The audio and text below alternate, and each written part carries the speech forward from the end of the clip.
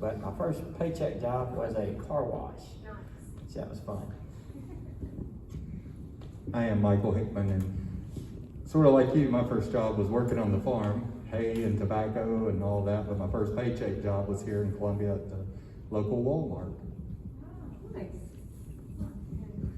And I'm Janet Smith, and kind of like Michael, my first job on the farm was raising hogs and chickens and cutting tobacco and that type of thing. My first Social Security job was working at Sears, which I washed dishes and bussed tables, and then moved on to a candy part of it, and then finally flying squad.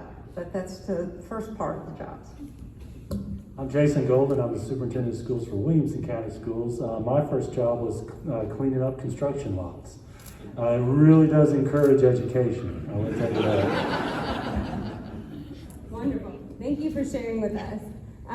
Now, to kind of ease everyone into this as well and kind of get the mood light, because that's kind of how we are here in Spring Hill. I want to give every single one of you an opportunity to kind of give a shout out to whoever deserves it, because I know there's been a lot of people involved with keeping our education systems going right now, and so I want you all to have an opportunity to give some thanks and gratitude. Go for it. Well, I know we're all going to talk about our teachers. I've never been more proud of our teachers than what they did in the spring. We were able to transition online learning and keep going. So the teachers just deserve tons and tons of credit. But I'll also say, like this year, bringing students back, our office staff, and we have a couple of nurses on campus, and they're just dealing with so many different things that they never had to deal with before, and they're just helping us stay safe and run, but just everybody stepping up, and we have a lot of people to be thankful for. Thank you for giving us the opportunity to do that. And I appreciate you giving us this opportunity, but you always get nervous that you may forget someone. Because to make this year work, so many people had to work tremendous hours and put a lot of effort in to make sure that these schools could open this year.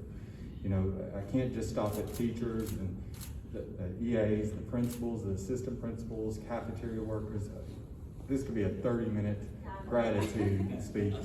But, you know, they have worked so incredibly hard. Just, you hear stories where they're working till they go to bed, till all the weekend, just to make sure students are getting what they need. And then you can't forget the students themselves, because they've had to really endure a lot, coming and going. We're having to send some home, some, you know, it's just been incredibly tough for them and the parents, being flexible and having grace. That has seemed to be the word this year that we have asked for and got a lot of, is just grace. And we can't forget the stakeholders, and you brought up the well. I got to participate in that, handing out boxes to kids, and just to see those parents to be able to get these type things, and I just can't say enough to the well and to other stakeholders that are helping with that. The same, faculty, staff, and students.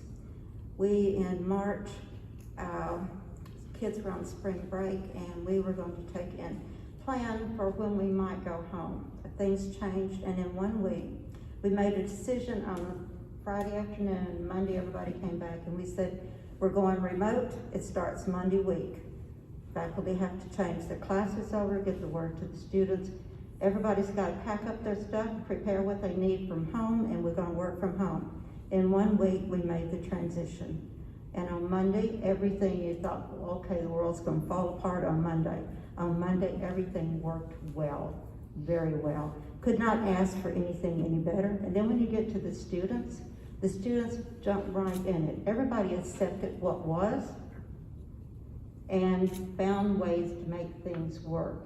And it wasn't just a transition of going remote, because we were also at the time, we had to plan for fall registration, advising students, getting information out to new students who were graduating. So all of our systems had to be changed over. So I can't say enough about all of the faculty, all of the staff, and the students. They all work together, and they all are deserving of being applauded for what they did over and over. I'm going to echo what everyone else said and mention also, this is really a team effort, and it's an ongoing effort. We're not out of the woods yet, we know that, but I want to add parents to that. I'm reminded every day that I don't know what someone else has gone through with this.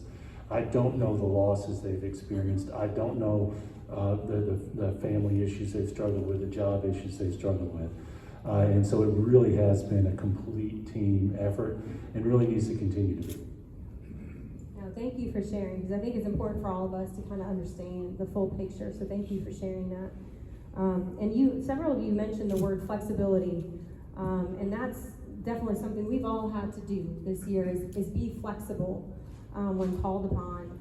And, that's not something we traditionally think of in the education world. There's so many systems in place. There's so many routines and schedules that, the kids follow. I mean, the Bell schedule alone, So having to be flexible this year, I mean, tell us a little bit more about that. We've had to go to online learning. We've have to offer a hybrid, and switching between them at a moment's notice. I mean, now I heard the board is doing the asynchronous days and what that does to families and to the teachers and the kids.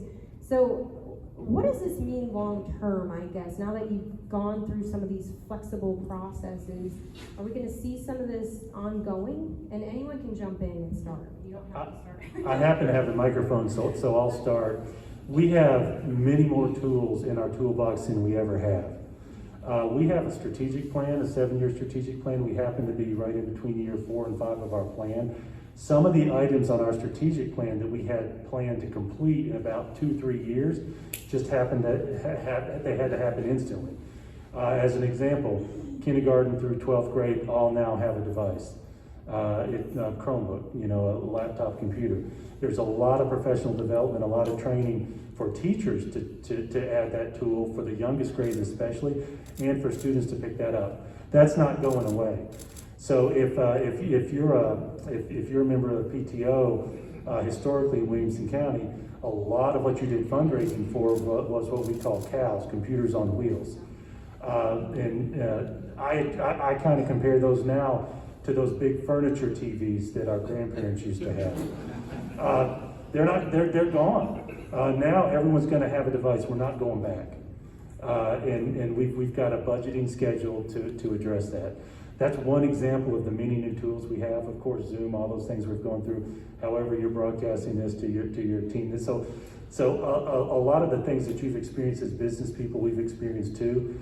Now, we do need to use the right tool for the right job. We know that for most of our students, online is not the best method of instruction. So long term, I anticipate that we will have some of that availability for those where it works best for them, but especially for our youngest learners, we know that that's not the best. And so we're gonna have some availability likely, but the reality is all these routines, all these things we've been doing for so long that's been succeeding, there's a reason why we've been doing so well, because we figured out what works best. Thank you. Anyone else? I'd like to add to that too. For Murray County, it's been a very unusual year with the new superintendent, myself coming in. And I just want to use this and let it kind of segue from the first question is the public is really getting to see how our teachers have always been flexible, how flexible they can change on a moment's notice. Now, is it easy? No, but our teachers are incredibly flexible and our kids are resilient, and kids can really surprise you. And what does this flexibility mean? And I kind of am like Mr. Golden is, we see a lot of things happening now at a more rapid pace that we wanted to happen, and with the technology and with the what we call devices. However, Murray County, we're still at a point where we still have a lot of places that not only not get internet, but they don't even get cell service. So we're having to be flexible on when we call those students remote learners, what that looks like for them. And once again, a shout out to the principals and the teachers of how they make it happen for those kids when they can't come. And I just see a lot of that to continue. We do appreciate the businesses that have opened up as hotspots for those students so they can continue to learn. I would just add quickly, our students have devices down through about 2nd and 3rd grade, and just a minor change now is in the future, our teachers are used to teaching online. If we have to have a student home for a broken leg or something, they can maybe join their classes in the future. they don't like this idea, but if we have an ice storm and we're out of school for a week, learning doesn't have to stop, you know. I'm not saying there's no more snow days. But there are things, you know, if there's a problem in a building, you know, we can keep teaching the kids, they can keep learning, so I'm excited about that. So summer school, can I tell my kids this? No? If they Okay. need summer school. I mean, I'm fine with that. For us, it's very much the same in terms of what all we've learned in changing processes. Everything since March, the middle of March, every activity has required a new decision. So we've learned to move fast, we've learned to change and implement new programs or new processes. One of the things that we have found in terms with the DVC with the Zoom that has worked extremely well, and that's Zoom advising, where we have advising rooms. We open up a Zoom room for the entire day. Students can drop in when they want to. We have sub-rooms off of it for financial aid or for others. So if they got an issue, they drop in, they ask the question, you put them in the room they need to go to, they get their answer there. So we found that to be a very successful advising part, and we see that continuing. We will have traditional advising that we've had before, traditional admission, but all of these new things will be added into it. They've shown us some new ways to do things. The snow days, that's going to be fantastic because we always get hit with that as well. In terms of the classroom and the DVC, the streaming, and then you've got the online, and then you've got the hybrid, this has brought about we've not done streaming that much before, and it's brought about a new way of providing instruction, which for us, since we have such an array of students that are different ages with different work habits and different needs, we see that what we have learned in terms of scheduling and the type of classes that we're offering in terms of methodology is going to open up a whole new era for different students, or a whole new way of scheduling for students and meeting different student needs in the future of getting degrees and certificates. Wonderful. Well, thank you for sharing that. So last month, up on this stage was our 5 state representatives. And education was a hot topic, especially with Representative Sapicki. I'm sure you all know. And he really he has a passion for moving this state forward and getting us up on the ranks, nationwide. And he talked about some outside of the box ideas that could potentially be coming out. Do you guys want to speak to some of those that you might even be working with at the state level, or maybe that you are doing currently or will be coming up? Some outside of the box ideas. I'll mention a couple of things that we've learned over the years that we continue to concentrate on and add to. There's no substitute for professional time with students. One of the things that COVID has pointed out to us is that from a central office perspective, we've been really lean. Every single department really isn't equipped to deal with COVID because we haven't been staffed for it, because we've been putting our efforts into our buildings. So as an example, we have coaches who actually teach the teachers in the buildings, and we do that with literacy. We also do that with math. We have interventions who help students. There's something called RTI, response to intervention, which is a process we go through to make sure that we can differentiate instruction to students who need that. And that's pretty much a nationwide issue, but what we've done is add additional interventionists to give direct support to students. So for us, that's the concentration point that we have.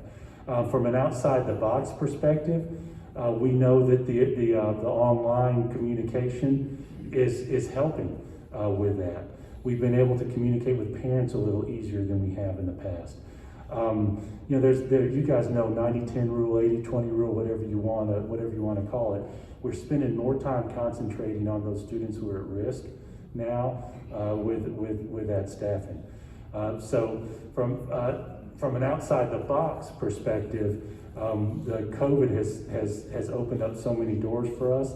We're trying to find those silver linings within that.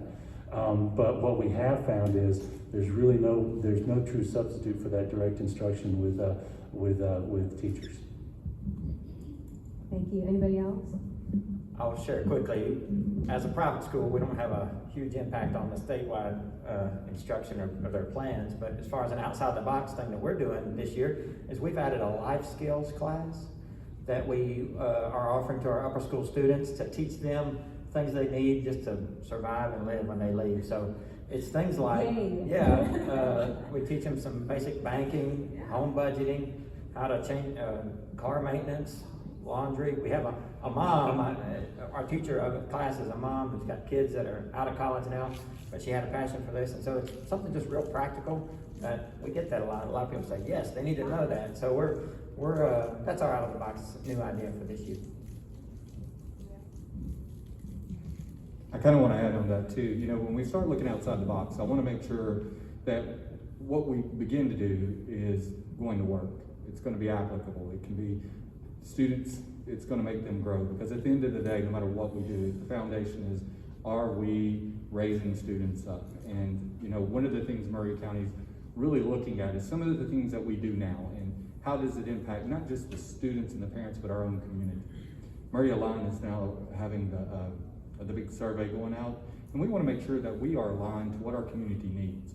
And so we're going to take a step back and make sure, kind of this going outside the box, if you would, is making sure our kids are prepared to walk outside those school doors.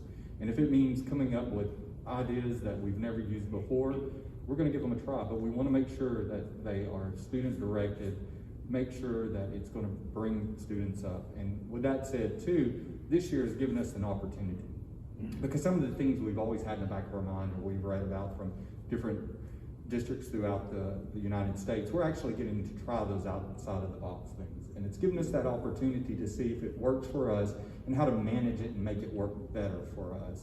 So, you know, that is one of the silver linings with what we're going through now. And it's just given us some opportunity amongst all of this pandemic. Outside the box, I feel like the whole year has been outside the box. That's where we've been at. So we've been learning new things. I see that as we implement those, we continue some of the things that have worked well, and as building partnerships with our school systems for programs, or both those who are in the career area as well as those seeking to transfer on to universities.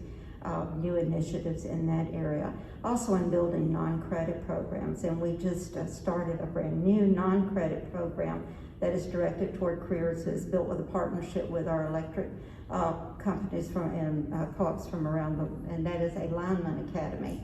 So that's a brand new program and a new skill that's very much needed by our whole region as we grow.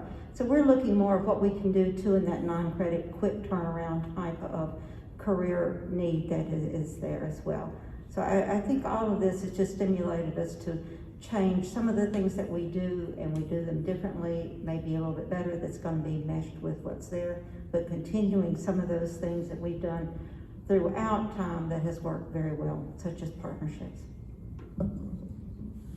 One of the things that was shared last month as well had to do with the literacy gap and those dropping literacy rates. I mean, when you're out of school for 2 months, I mean, it's going to happen. And the State Commissioner of Education touched on that some here in the last month or so. What are some of the things you guys foresee doing to address that need? Really, you're saying foreseeing, it's things we're already attacking and making sure that we're doing. And it goes back to what Mr. Golden was talking about, our response to intervention. We immediately wanted to know where all of our students were when they entered the building. We did what you call kind of soft assessments, trying to figure out where each student was, and we meet those needs. And it sounds almost impractical or impossible, but teachers are amazing. They work together collaboratively, and they have, for the first 2 months, that's on top of teaching the curriculum that they need to teach now, they're making sure they're making that time to go in and get kids caught up. And we have done our assessment, and we have seen where the students in Murray County are really moving forward quicker than we had even anticipated. So, you know, the bottom line is meet every kid where they're at and bring them up, whatever means necessary to make that happen. So when you talk about the literacy gap, it's a very complex discussion, but I want to point out a handful of things for you all. The way the state testing structure is scheduled, they test in early April, basically. We have to schedule our scope and sequence to teach all the materials to the students throughout the school year, aimed towards that April time. So when the system closed down, statewide in public schools, we were approaching that time. So there is a gap. We know there's a gap. We've identified a gap with our students. But the bulk of our instruction that the state requires was actually already provided. I actually, at the beginning of this year, requested that this year's testing be waived so that we could stretch out our scope and sequence and actually use every week that's built into the schedule to catch that up. That was turned down. We are where we are. But we have what Mr. Hickman mentioned, we have what educators call formative tests. Those of you who have children in school in Williamson, you might hear the STAR test or Ames Web, Achieve 3000. Some of those tests help us gauge where students are. We've learned over the years not to rely on those state tests to tell us where we are, because by the time we get those results, we're in the next year. And so when your children take those formative tests, those are your teachers identifying those gaps for their students so they can hit it immediately within those weeks of school. So that's what our teachers are doing on a daily basis, addressing the state standards, addressing what we've added to the state standards on a regular basis. Those tests are important. They're really important when they come out. But from a planning perspective to address those gaps, they come so far behind what we're doing. It's something to celebrate when we do it, but it's not something that drives us as much as our internal formative tests. Well, ours is a little bit different. For years now, we've had developmental courses that there to build up English skills or reading or mathematics skills. A few years ago, we changed over to doing those co-rec so that the student takes them along with their college course. We found that to be a much more successful way of providing that support to our students. Recently, we've also changed the requirements for admission into the development courses. At one time, it was a certain ACT score, but now it can either be that score or a high school grade point average. And so we found that their high school grade point average is a better predictor a lot of times of what the success of the student will be than the ACT score. In addition to that, we provide 24/7 tutoring. That's an online tutoring system we have where they can actually talk to a tutor. During this COVID time, we have increased our tutors by hiring students that are Zoom tutoring, and so that's available in many different subjects to our students as well.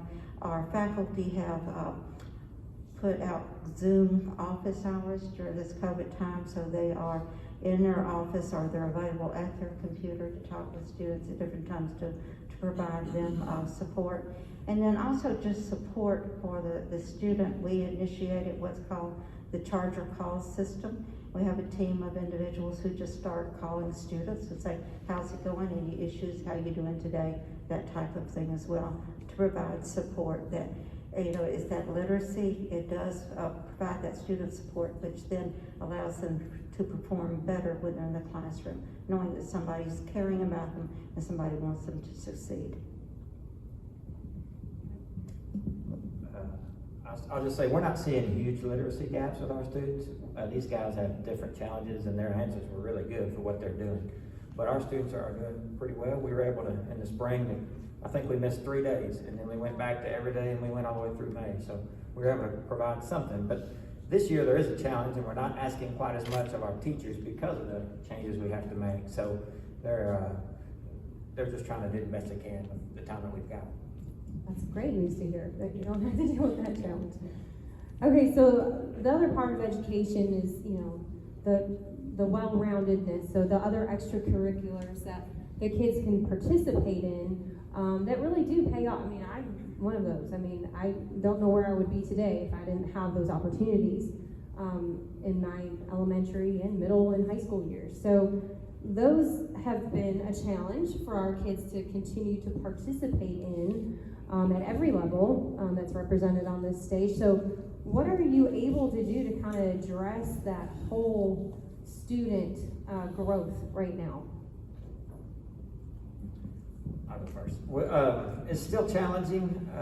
We've been able to have football, soccer, a lot of our sports, but some things we've had challenges with. Chorus, for instance, singing, you really have to space out, but we're trying to provide as normal of an experience as possible, and in Murray County, we've been able to do a lot of that. So. We've run into some of the same things with athletics. Our athletic program is not up at this time other than just scrimmages. If all goes well in the spring, we will have our intercollegiate sports at that point in time. For us, it's very important to try and build that engagement with the student, because that campus culture, that connection, and building that connection to the college, particularly with those freshman students who are just now coming in and haven't been on campus. Again, trying with the virtual arena, we do things like virtual trivia, which they've had a good turnout for. Bingo, they're doing a coloring contest throughout the Tennessee community colleges that's come up, so they're interacting with other students. TBR has started a leadership institute that students can take and join online and be a part of. We have a lecture series that is going for students to attend if they want to. They had one last night. It was over 100 students that was online just for that particular lecture program. So things like that, and trying to engage the student, provide something that gives them a sense of being a part of the campus, a part of a college group. Murray County, you talk about the whole student. One of the initiatives coming in as the brand new superintendent, they started here for me really quickly, was SEL, and that social emotional learning, because we knew that students, what the impact of the pandemic has done, and so we wanted to make sure we could offer these kind of growth opportunities for all students, to have that area where we're not just teaching writing, arithmetic, but they're also getting, those supports for social emotional. And we're seeing it more and more as kids are on remote, what they still need that flood of help and someone, an adult, being there. As for the sports and the other things, we did open all our sports, and we're now looking at opening the other things, such as the dramas, the choirs, but we need to do it in a safe manner. We want to make sure when we do these things that we are giving them the opportunity to present themselves, because people always think of sports as the scholarship-based kind of functions, but now band, theater, all of these other supports are also scholarship-based. So we don't want to take those opportunities from those students as well. So we're trying to find equitable means to be able to provide that where students can display their talents in those areas. Our vision statement is to provide a supportive environment for students to excel in academics, athletics, and the arts. Educators love alliteration. Academics, athletics, and the arts. Our programs are still running. They've just all changed a little bit in how they're running. We have athletic protocols in place. We have arts protocols in place. And our leaders are getting creative. I'm going to give you one example. Franklin High School's band, they are actually performing 3 concerts in 3 neighborhoods. And I think about John Mayer Builders. You have a neighborhood right next to Spring Station Middle School, and I remember when you guys were working on that. At the same time, we were building the school. Our band directors have gone out to neighborhoods to perform. They physically spread out. That's part of our protocol. Mask, of course, when you're not performing. But there were so many anecdotes, so many stories about how that's working. Tennessee Titans, you guys know that. We had something similar. A superintendent from another district at one of our early football games called and said, we're going to have to cancel because our entire offensive line, it just got quarantined. And so we've had to be creative. We've had to move. We've had to, dance with schedules sometimes to make it work. But TSSAA's state golf tournament just finished last week. They were able to complete that sport. I think that is probably the most socially distant sport. And so we were encouraged about that. Volleyball is going on right now at the state tournament level. We have 2 schools participating in that. So it's been a statewide team effort to keep those activities going. Wonderful. Okay, so you've always had to navigate some natural barriers to being able to do what you do on a daily basis and to really reach every student. But now obviously the pandemic has just added to that. Lack of internet, you've already mentioned that. Family struggles, everything's been amplified. So what are you doing to ensure that kids are not falling through the cracks and not drastically falling behind? I've got the microphone, so I'll start.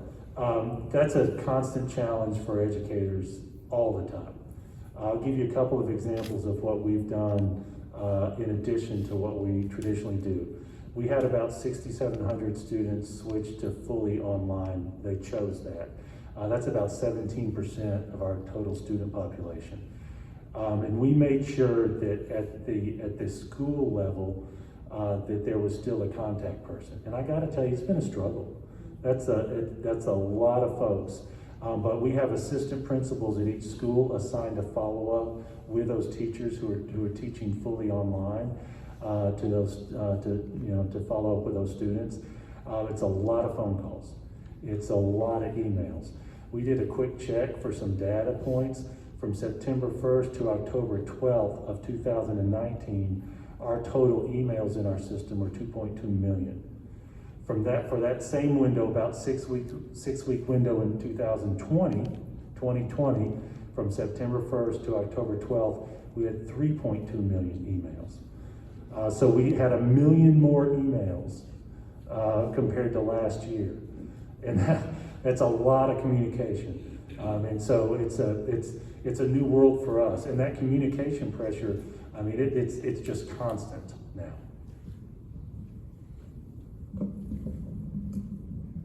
And same, it's just been a lot of communication, and it's something that we've always done, and it's always been one of those tasks that is always on the forefront, but this year has really made it even tougher, and it's put a lot more burden on the principals and the teachers, but they care about their kids so much that those emails and those phone calls, they have been really adamant about doing these things. They're keeping logs to make sure they're not missing anyone. And, and then honestly, we're having to have a lot of meetings with parents because some of the parents are going to work and have no idea on the remote what their kids are doing during the day. So we're having to call a lot more parents in and say, hey, we've got to address this or they just need to come back. So that is the complicated piece in this whole time.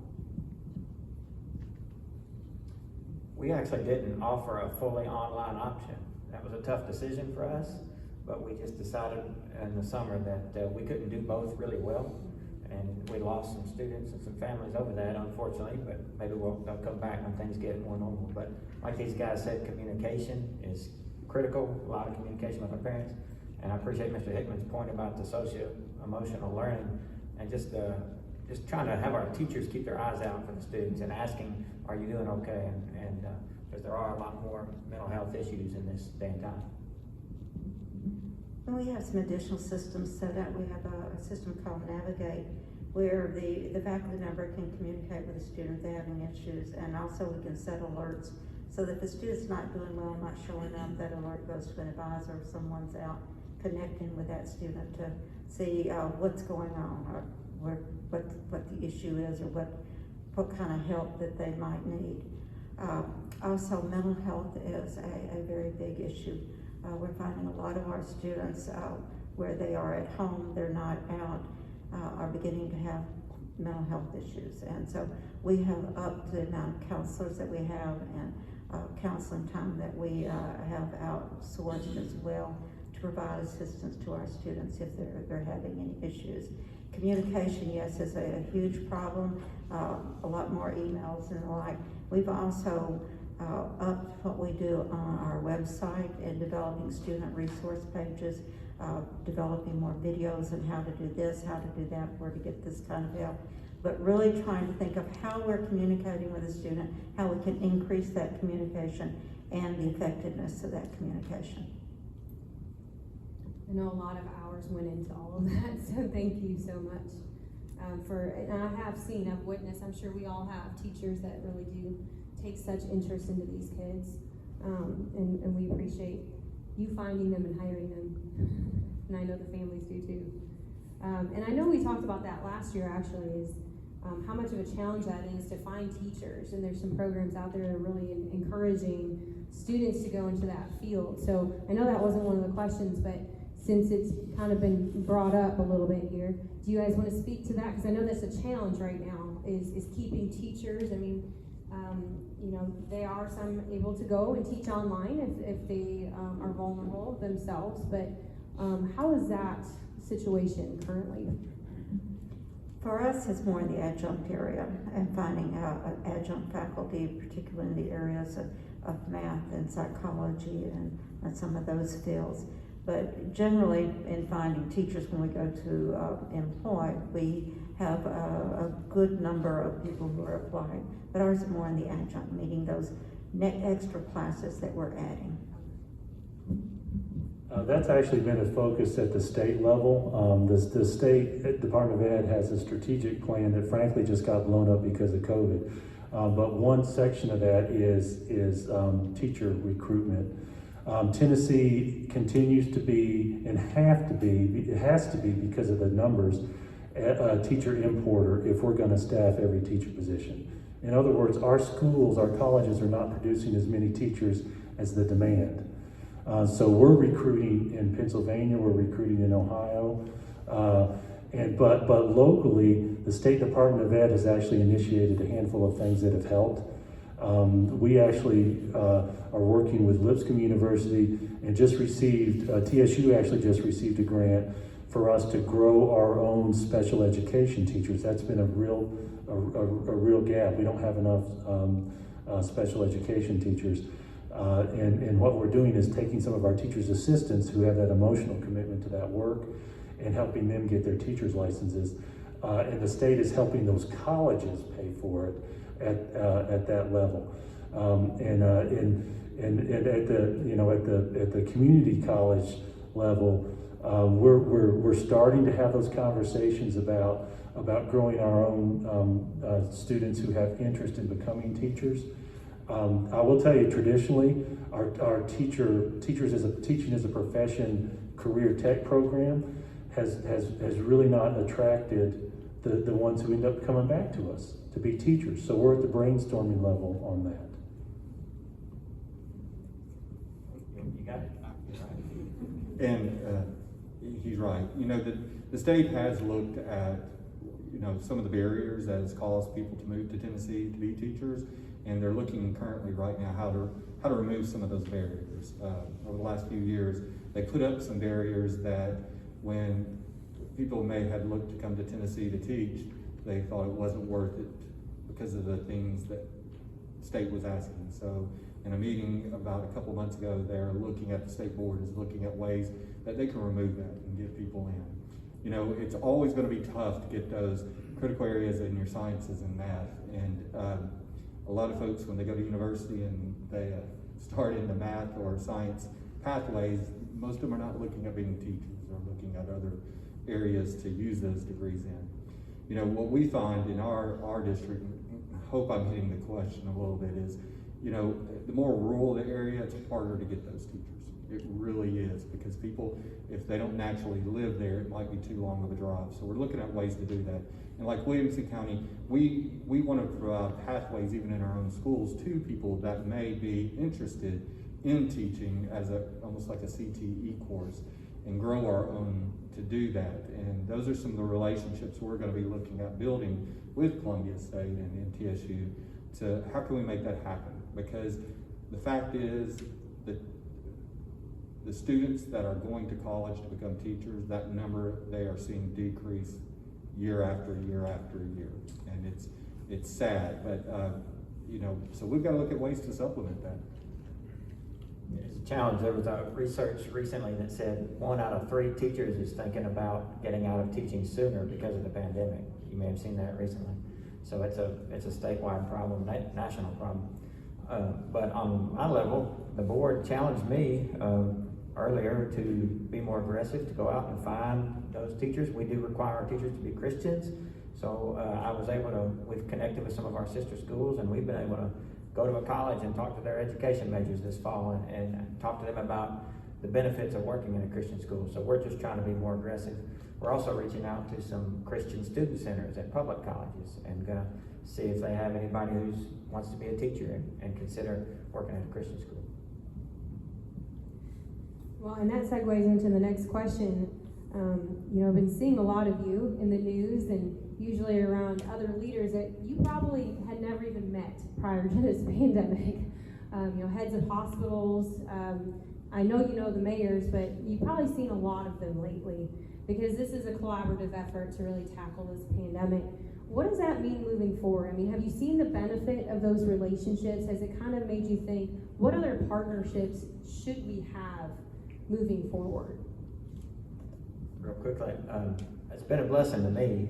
You don't see them in person, but you see them in these Zoom meetings with these other heads of schools, and just helping them learn from what they're doing, getting some ideas from them. But it's also been interesting because everybody's doing it differently. People do their own thing. You have to do what works for your situation. But yes, there's a lot of value in talking to others and trying to learn from them. And you're right. I think you're suggesting, you know, we need to be thinking about other partnerships that we need to be looking for. So absolutely, we can benefit from that.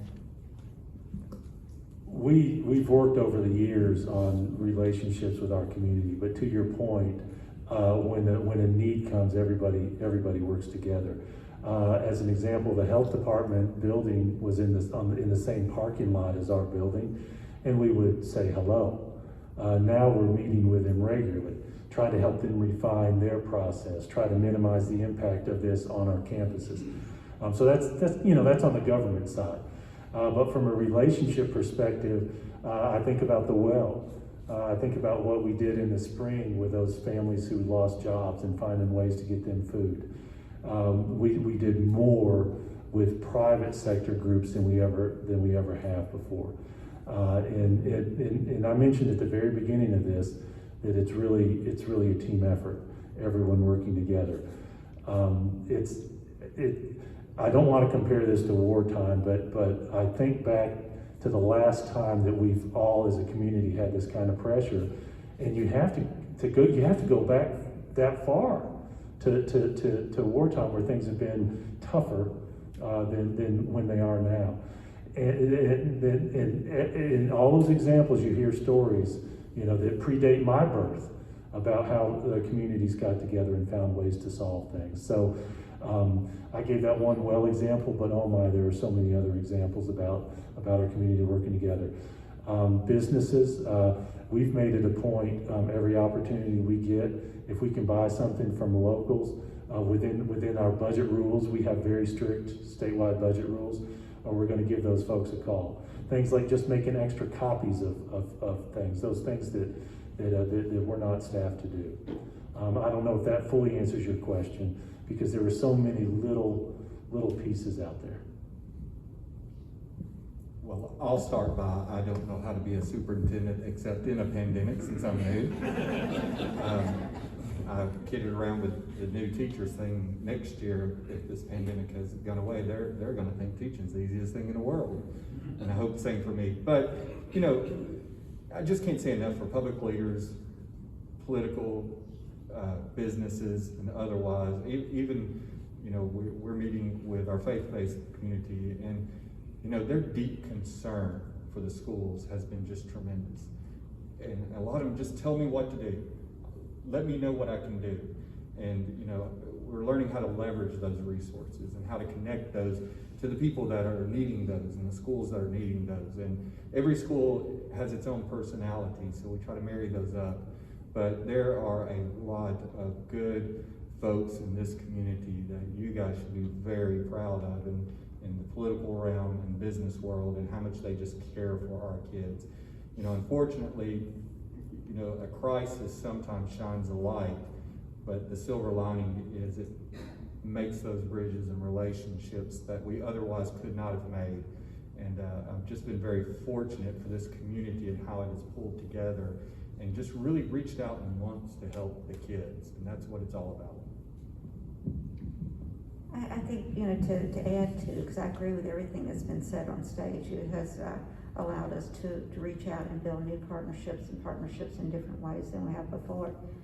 But I think one of the things that has done with everyone is build a new level of communication, maybe a heightened amount of respect for what people do in their workplace, whether they are a teacher or a staff person or a business person or whatever. I think that greater understanding of how our lives impact other lives is one of the things that the COVID has done.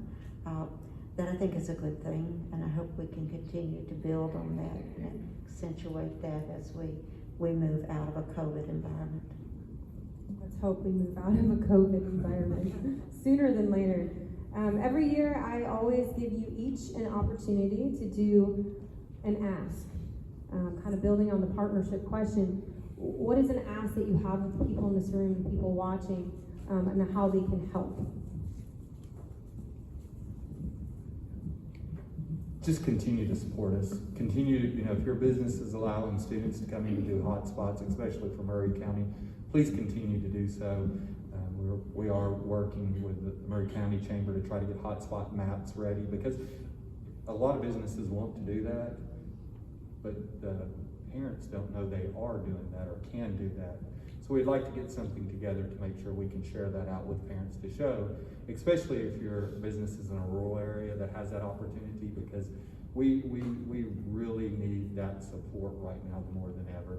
And I can't say it enough, it's just not so much of an ask, but a thank you for the grace that you're giving the school system to understand that this is a different time, and just continue to give us that grace and that patience and flexibility that when things happen, there's a reason, and we try to always rationalize the reason and let everybody know, but just continue that for us, please.